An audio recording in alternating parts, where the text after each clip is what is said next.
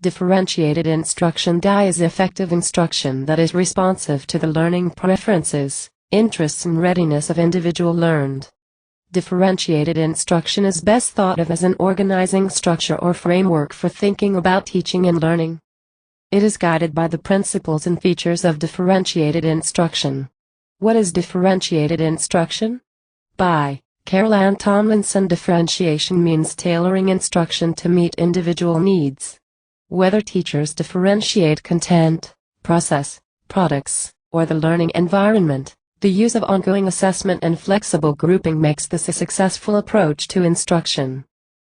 At its most basic level, differentiation consists of the efforts of teachers to respond to variance among learners in the classroom. Whenever a teacher reaches out to an individual or small group to vary his or her teaching in order to create the best learning experience possible, that teacher is differentiating instruction. Teachers can differentiate at least 4 classroom elements based on student readiness, interest, or learning profile. Content examples of differentiating content at the elementary level include the following. 1. Using reading materials at varying readability levels. 2. Putting text materials on tape. 3. Using spelling or vocabulary lists at readiness levels of students. 4. Presenting ideas through both auditory and visual means. 5. Using reading buddies. And 6. Meeting with small groups to reteach an idea or skill for struggling learners, or to extend the think process. Examples of differentiating process or activities at the elementary level include the following. 1. Using tiered activities through which all learners work with the same important understandings and skills, but proceed with different levels of support, challenge, or complexity. 2. Providing interest centers that encourage students to explore subsets of the class topic of particular interest to them. Developing personal agendas, task lists written by the teacher and containing both in-common work for the whole class and work that addresses individual needs of learners, to be completed either during specified agenda time or as students complete other work early. 4.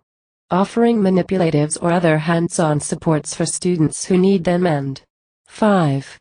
Varying the length of time a student may take to complete a task in order to provide additional support for a struggling learner or to encourage an advanced learner to pursue a topic in greater depth.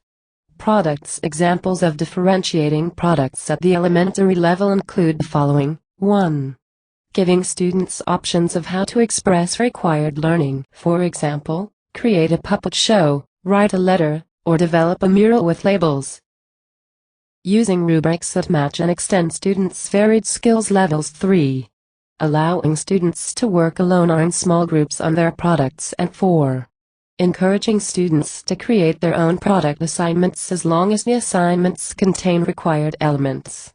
Learning environment. Examples of differentiating learning environment at the elementary level include 1. Making sure there are places in the room to work quietly and without distraction, as well as places that invite student collaboration. 2. Providing materials that reflect a variety of cultures and home settings. 3.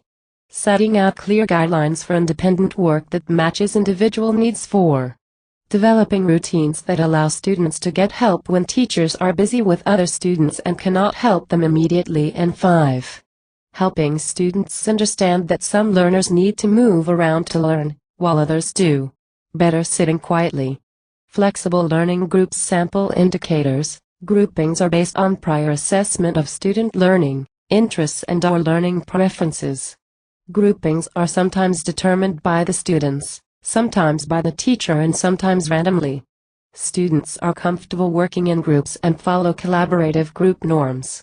Students are grouped and regrouped, frequently and flexibly, based on their You determine where each student is in relation to the unit codes and guide you in identifying initial student groupings and task assignments in the beginning of the unit.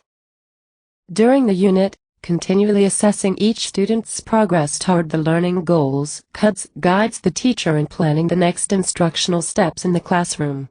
Formative assessments such as exit cards, questions for the day, journal prompts, observation and one-on-one conversations with students all help in identifying when there is a need to reteach something to certain students or to raise the challenge higher for some students. Formative assessments can be differentiated as long as they are aligned with the unit. Summative assessments can also be differentiated based on readiness, interest and learning profile. It is critical, however, that all variations of the summative assessment allow students to demonstrate what they have learned in reference to the unit. Interventions in the problem-solving and response to intervention process are determined by 3 guided questions. 1. Is the intervention linked to the presenting problem? For example, if the identified deficit is in phonological awareness for a first-grade student, appropriate intervention would include phonemic awareness activities. Moving the child's seat or shortening assignments are considered instructional modifications, not interventions, and do not result in improved phonological awareness. 2. Is there evidence to support the intervention? School leaders, the school psychologist, and district-level contacts for subject areas or behavior concerns can help to determine if the intervention is research-based and effective. 3. Can the intervention be delivered with fidelity? It is important to provide the interventions in the way they are intended by following specific directions and protocol and to administer the interventions over the recommended length of time.